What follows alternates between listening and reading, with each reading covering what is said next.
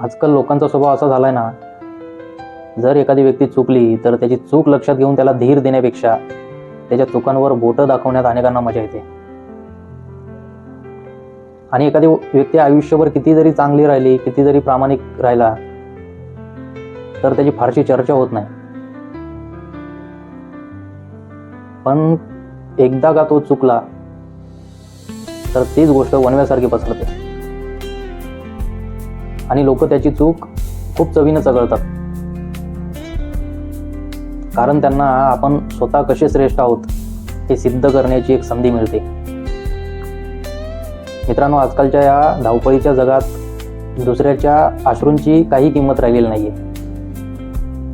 आणि जोपर्यंत स्वतःवर कुठली गोष्ट येत नाही तोपर्यंत अनेकांसाठी दुसऱ्याचं दुःख एक गोड बातमीच असते. म्हणून अशा लोकांपासून लांबच राहिलेलं बरं.